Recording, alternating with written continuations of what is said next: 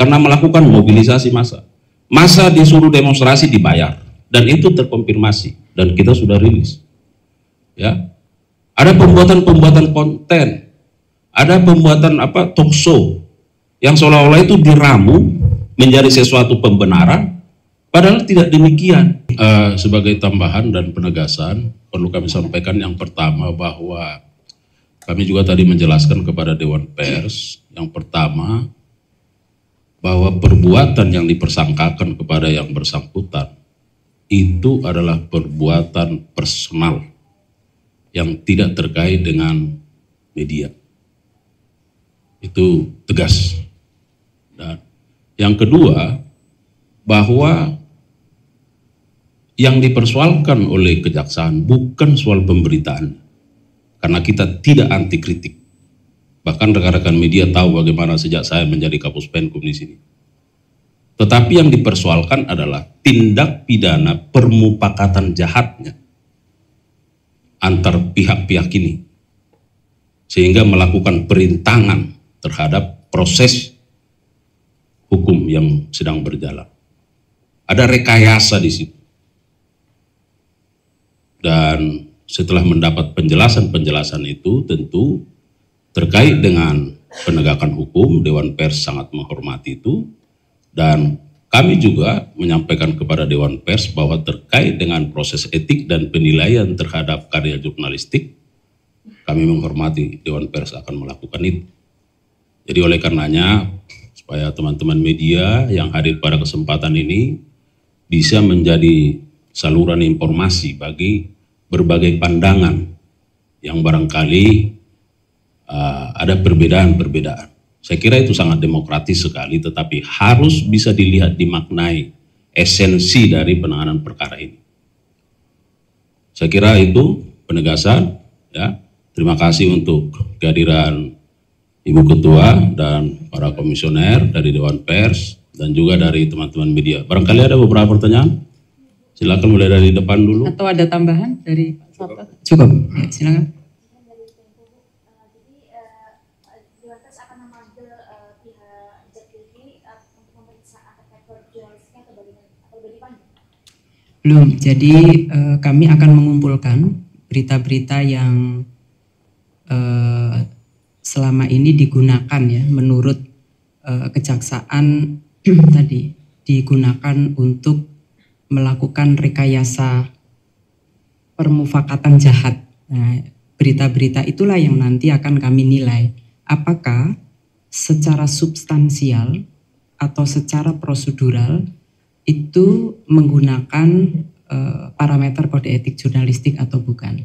Kami ingin memastikan terlebih dahulu. Jadi dalam konteks pemeriksaan itu bisa jadi nanti kami memanggil para pihak. Kompas, silakan. Kalau dari Kompas TV, Bapak Ibu, butuh penegasan saja sebetulnya dari kedua pihak, dari Kejaksaan Agung maupun juga dari Dewan Pers, soal tindakan yang dilakukan oleh Direktur Pemberitaan JAK ini kan outputnya adalah dalam bentuk berita. Awalnya memang pemufakatan jahat, tapi outputnya dalam bentuk berita. Apakah kemudian dalam kasus ini ada kemungkinan untuk ditambahkan undang-undang pers yang akan dijeratnya kepada pelaku, atau justru cukup dengan undang-undang tipikor yang dialamatkan kepada pelaku, atau ada hal yang sebetulnya dengan mengaitkan itu dengan undang-undang pers? Baik, dari saya, karena kami yang menangani, sesuai kewenangan kami tentu diarahkan pada pasal-pasal yang ada dalam undang-undang tipikor. Makanya pasalnya pasal 21, perintangan terhadap itu. Nah, kalau misalnya nanti dilihat oleh Dewan Pers, ya, ini pandangan saya nih, bahwa ada bentuk-bentuk lain, apa etik, apa pasal lain yang terkait, barangkali kita lihat kewenangan siapa. Ya, tapi saya kira bahwa ini kan satu perbuatan. Tapi satu perbuatan yang menurut kami ini lebih kepada perbuatan tipikor dalam konteks perintangan, obstruction of justice. Bahwa di situ tadi seperti yang sampaikan Ibu Ketua ada perbuatan etik, barangkali kita lihat. Itu dari saya, barangkali ada. Ya, kalau terkait Undang-Undang 40 kembali kewenangannya ke Dewan Pers ya. Untuk dua hal tadi, menilai substansi berita dan menilai perilaku jurnalis. Karena jurnalis ini kan ketika oleh Dewan Pers dinilai memiliki kompetensi, apakah itu berkompetensi muda, madya, dan utama, itu dengan seluruh tanggung jawab dan kewajiban untuk menjalankan kode etik dan undang-undang, termasuk peraturan-peraturan yang dikeluarkan oleh Dewan Pers. Manakala mereka terindikasi melakukan pelanggaran, maka Dewan Pers juga memiliki bentuk sanksi terhadap perilaku yang melakukan pelanggaran ini. Bisa pencabutan terhadap kartu kompetensinya. Begitu. Makasih. Silakan. Ada ditambahkan dikit. Silakan. Ya, jadi produk dari yang bersangkutan, saya izin Ketua bahwa tidak selalu berita di situ. Yang kami dengar dari kejaksaan bisa berupa yang lain, termasuk tindakan-tindakan yang sepertinya sekarang ini di luar tugas jurnalistik gitu ya, seperti bikin konten barangkali atau istilahnya menggerakkan orang untuk melakukan semacam rekayasa demo misalnya sebagainya. Satu lagi yang juga kami akan telusuri adalah persoalan uang, penerimaan uang yang diberikan kepada yang bersangkutan. Itu tentu memang kalau untuk kasus hukumnya ada di kejaksaan, nanti Ibu Ketua seperti sudah sampaikan tadi bahwa akan kami teliti seperti apa. Karena itu menyangkut profesionalitas. Karena dalam jurnalistik itu independensi itu menjadi penting, sangat utama ketika orang membuat berita atau tidak membuat berita karena pemberian atau suap itu kan dilarang. Seperti itu. Silakan. Baik, terima kasih Pak Kapus dan Ibu Ketua. Izin saya Fadil dari Kumparan.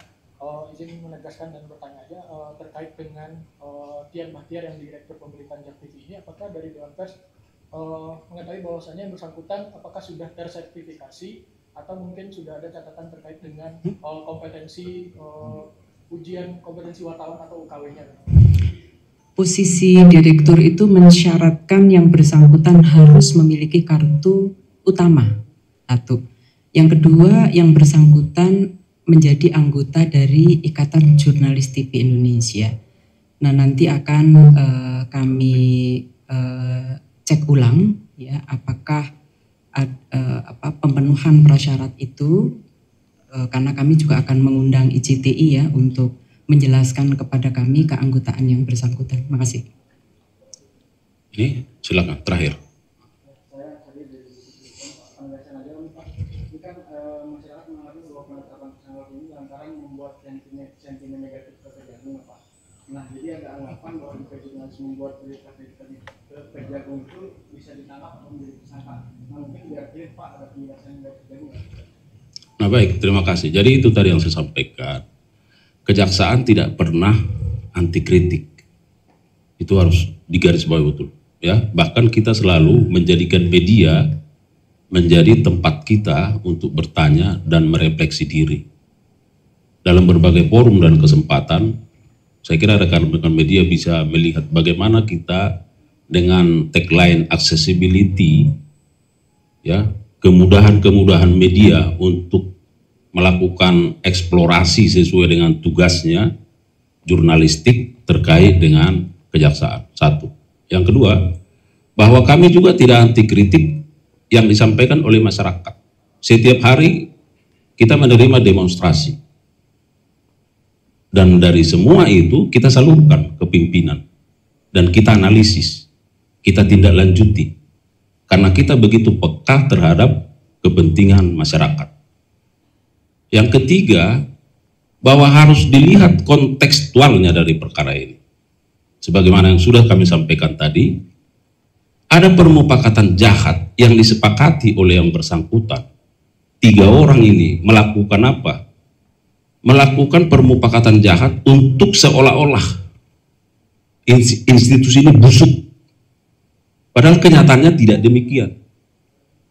Dengan informasi yang tidak benar, dikemas. Untuk apa? Mempengaruhi public opini. Kemarin saya sudah sampaikan bahwa ada 3 peran yang dimainkan oleh para pelaku ini.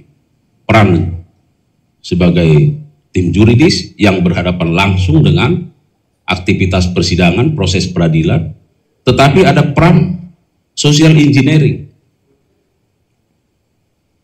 Coba rekan-rekan media bisa bayangkan, apa yang tidak kami lakukan, tapi dinyatakan seolah-olah kami lakukan. Semua dalam rangka apa? Pelemahan terhadap institusi. Untuk apa? Untuk penanganan perkara supaya sesuai dengan kehendaknya. Ada peran tim non-juridis. Karena kita tahu, pasal sangkalnya ada 60 miliar. Dari proses hukum terkait dengan dugaan suap dan atau gratifikasi. Nah, berkali-kali saya sampaikan bahwa peran dari ketiga orang ini pada akhirnya apa? Mempengaruhi bagaimana pandangan-pandangan masyarakat, bagaimana pandangan termasuk pandangan peradilan terhadap institusi kejaksaan karena melakukan mobilisasi massa. Massa disuruh demonstrasi dibayar dan itu terkonfirmasi dan kita sudah rilis. Ya. Ada pembuatan konten, ada pembuatan talk show yang seolah-olah itu diramu menjadi sesuatu pembenaran, padahal tidak demikian. Saya harus sampaikan ke masyarakat melalui teman media, ada kelangkaan minyak, lalu kejaksaan memproses, ditemukan ada perbuatan pidana, orang-orangnya diproses, lalu menurut kami ada kerugian keuangan negara. Kerugian keuangan negara ini oleh putusan pengadilan tidak bisa diminta kepada perorangan, tetapi kepada korporasi. Oke. Lalu kita sidik korporasi. Lalu di korporasi di-onslah. Kenapa di-onslah? Salah satunya adalah pembentukan opini. Salah satunya pembentukan opini juridis yang dimainkan oleh 3 peran tadi. Dilakukan gugatan perdata, dilakukan gugatan tun, dan ini dipublikasi. Seolah-olah apa? Bahwa tindakan kejaksaan dalam rangka menyidik korporasi untuk meminta membayar uang pengganti tidak diperkenankan menurut hukum. Jadi secara juridis dimainkan, kemudian rekayasa sosial dimainkan, dan non juridis dimainkan. Ya, jadi tolong disampaikan kepada masyarakat bahwa harus kontekstual melihat, memandang perkara ini. Dan saya kira ini juga menjaga martabat dari teman-teman jurnalis, teman-teman wartawan. Saya kira begitu. Ya, makasih.